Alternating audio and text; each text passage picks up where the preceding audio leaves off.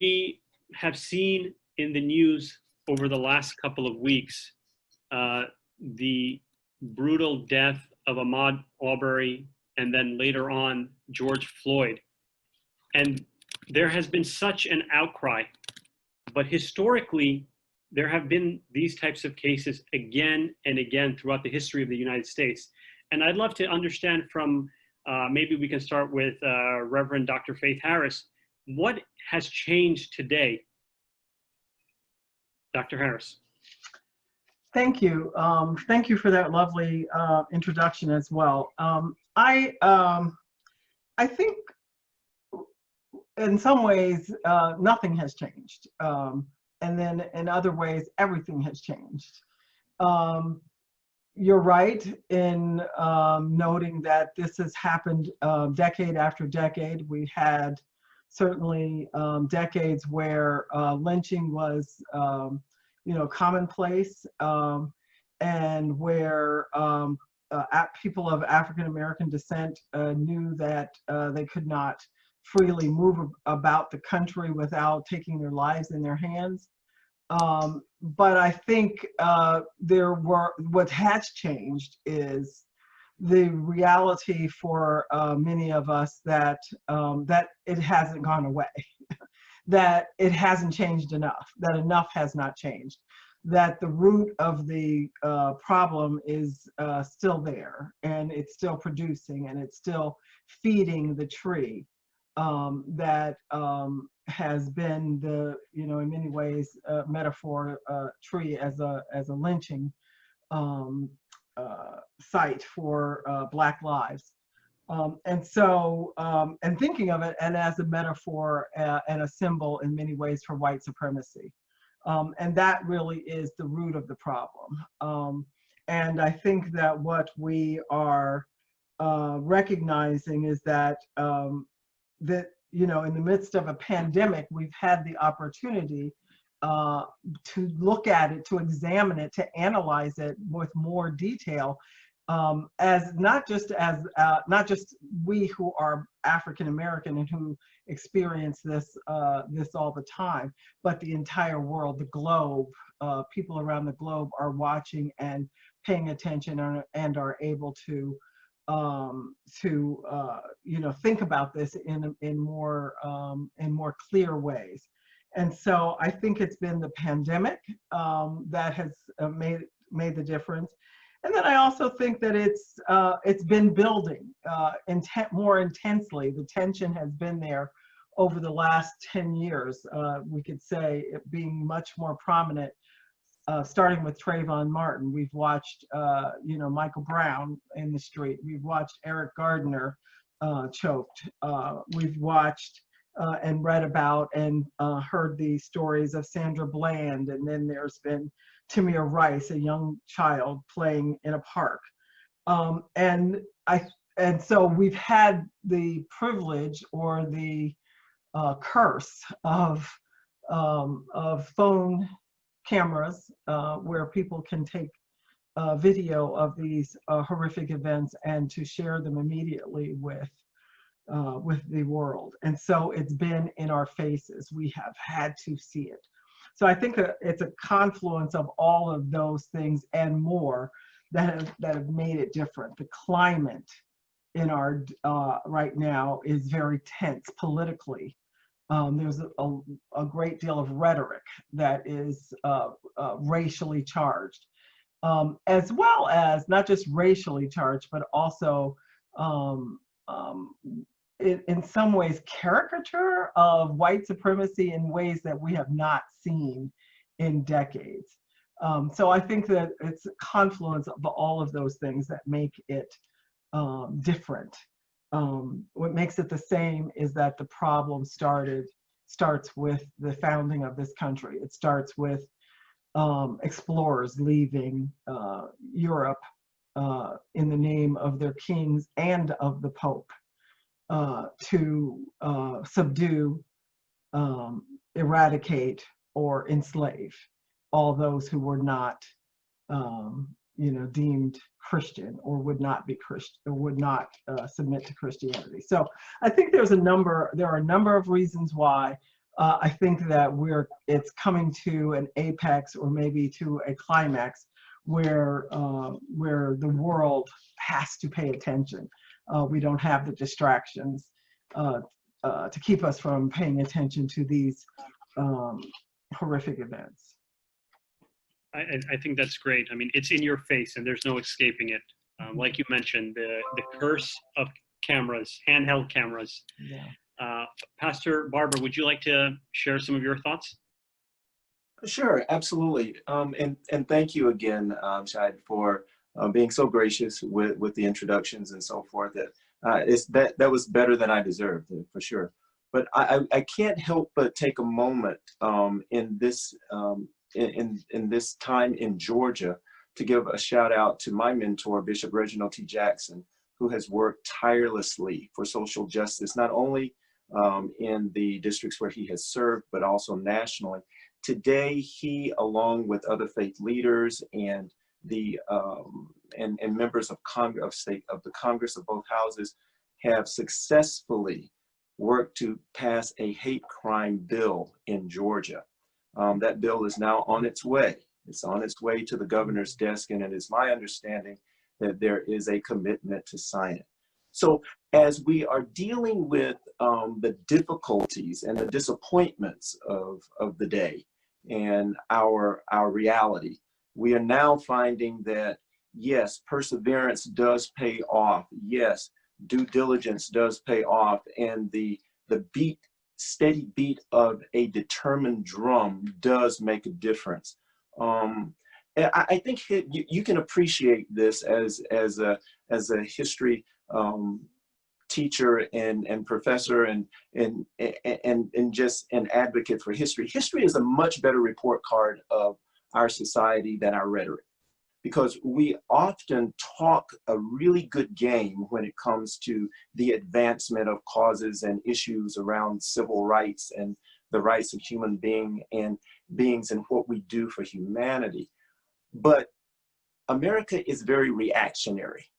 It is rare that we are proactive in this country to move the needle in a positive way to change the narrative of the status quo. Something always has to happen, okay? And this time, I think that with the in the moment, in the living room, if you will, in your face commentary of George Floyd, America could not find an excuse not to watch. And because of that, we were convicted even as we pondered. We had to come to the reality and admit that as much as many things have changed, but there's still a lot of things, a majority of things that have not. And I think as we move forward in this conversation, we're going to find that it's not the rhetoric that we spew, but it is what we have learned and how we apply the history of our culture in this country. And the history of our culture in this country is not always pleasant when it comes to human and or civil rights. And I think that can be applied to all faiths. And we can look at it not only nationally, but we can look at our method of thinking globally. I mean, if we look at China, if we look at India and how Muslim communities have suffered in those arenas.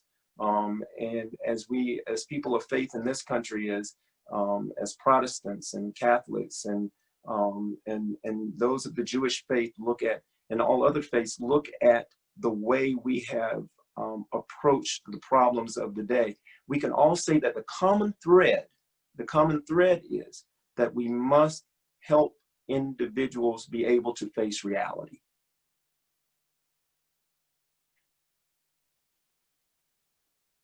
Thank you, Pastor Bo. Imam Zaid, love to get your take on this. Yeah, in addition to everything that's said, so I'm agreeing with Reverend Dr. Harris, and if I may, Pastor Bo. Yes. What they said. I think what's different is the inexcusable nature of the way George Floyd was killed. In other words, oftentimes these things happen, there's an excuse, even if it's the flimsiest excuse. Tamir Rice had a toy gun, which even the lady who called into the police, untrained, recognized as a toy gun. When she made the call to 911, I think it's a toy gun. But the police rolled up and they saw a gun.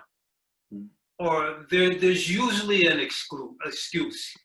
Ahmadou Diallo, even though his face was to the back of these plainclothes policemen who rolled up on him, he was reaching in his pockets to pull out his keys to unlock the door to his apartment, facing away from the police. But there was an excuse. It's a pathetic excuse. So I'm not excusing the criminal nature of these killings. But with George Floyd, 9 minutes, casually kneeling on his neck, your hand in your pocket, the demonic smirk on your face, there's no excuse. And I think what was mentioned earlier, the entire world saw there was no excuse for this man to die.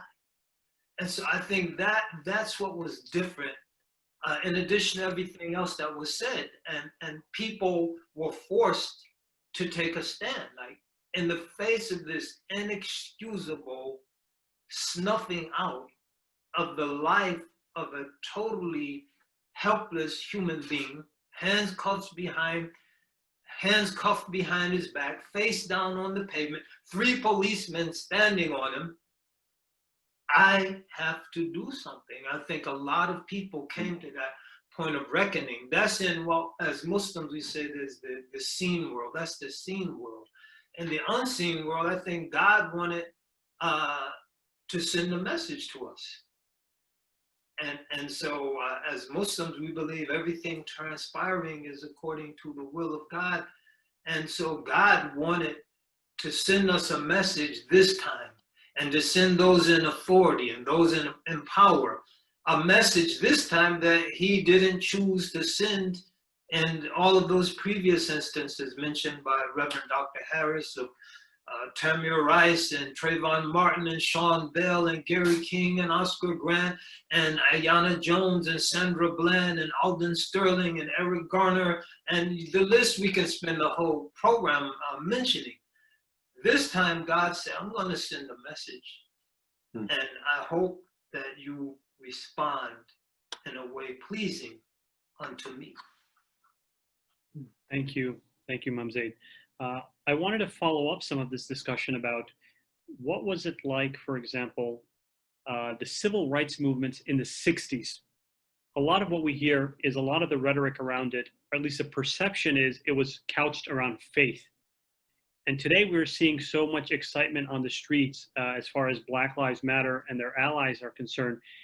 Do you, Imam Zaid, see similarities to the 60s civil rights movement versus differences? Do you see any parallels? Love to get your take first. Well, I think that there are differences, stark differences. One big difference is during the 60s, the overwhelming majority of those protesting were African Americans. I think that's one big difference. Another big difference is that you hadn't seen the fractures in the citadels of power that you see today. So maybe you wouldn't have seen, and his intentions left to God, you wouldn't have seen the equivalent of a Mitt Romney, a formal Republican presidential candidate, in the streets marching with the protests. In the 60s, you wouldn't have seen policemen all over the country, and these are European American policemen taking knees and joining protests. You wouldn't have seen that. A lot of similarities you still see, far too much, even though, of course, if it bleeds, it leads. I would say 99% of the protests happening throughout the cities and towns and villages of this country were nonviolent, overwhelmingly. But there was the tear gas, and there was the shameful violence that we saw in Lafayette Park before our president did his photo op holding the Bible upside down. And so I think that sort of similarity, that sort of resort to violence, that sort of using this as an opportunity to push an agenda that really doesn't honor the deceased, nor does it honor all of those who have suffered, regardless of their religion, their race, their ethnicity, at the hands of law enforcement in this country. And that's not to say all law enforcement are racist or bad, but if you consider that every year in this country, between 1,000 and 1,100 people are killed by law enforcement every single year. Compared to the European Union, United Kingdom, post-Brexit, Australia and New Zealand, 100 approximately are killed every year. And that population is almost 3 times the population of the United States. So there's a systemic problem that we're dealing with. And some people, as opposed to addressing that problem, especially in the aftermath of the kind of uprising you've seen in following the killing of George Floyd, they exploit that to advance their political agenda. And you saw that in the 60s with the law and order agenda that many politicians presented in the face of those deep societal problems. And you see that now in the fact that many politicians, in fact, an entire political party, using this tragic event to push an agenda as opposed to coming together, leading this country down the path of healing and reconciliation. Thank you. Reverend Dr. Harris, what do you think? More differences or more similarities? Feel free to. I would say that there's a great deal of continuity between, with the movements. I would suggest that they have not, the movement has not really fully died, right? There's always been, a remnant of folk and people who were pushing for, the dismantling of white supremacy and the dismantling of structural systemic oppression. And so what I do think is different, what I do think is unique to this time, is that this movement is not necessarily, there's no real centralized leadership, that this is coming from many places and every place at the same time.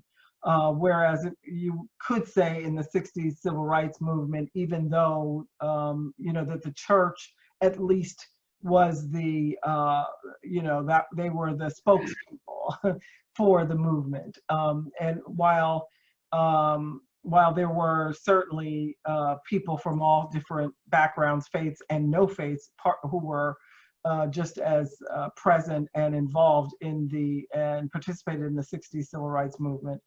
I think this time there's some pushback and some calling the church to repent from the protesters and from those who are, and not just the church, but religious institutions to also repent. For instance, the Black Lives Matter, part of their platform is inclusion, radical inclusion. It's something that many of our faith houses of worship and our faith communities are not necessarily fully comfortable with.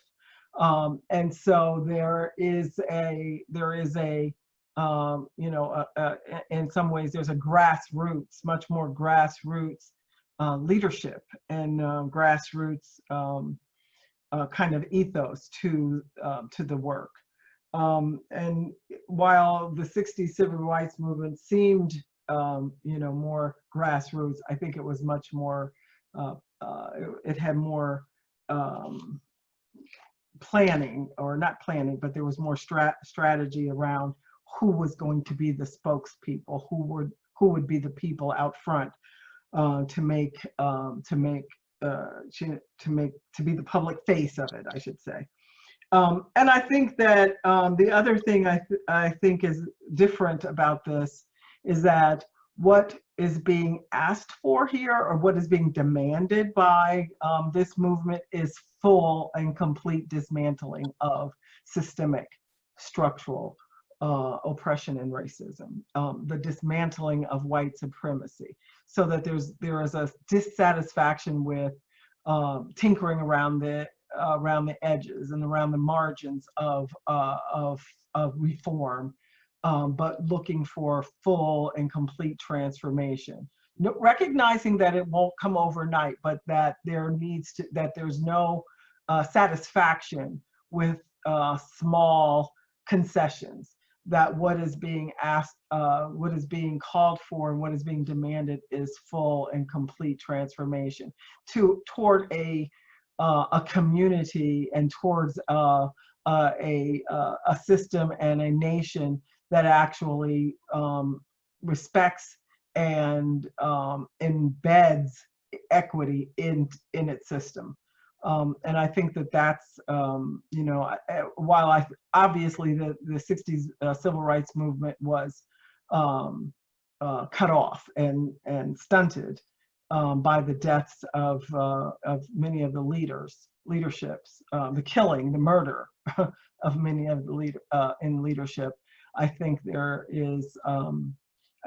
there is this difference, that there is an unwillingness to accept small reform or small steps, that there is a recognition that it's time for a full and complete reckoning by this nation and of the world, really, to the systemic nature of oppression.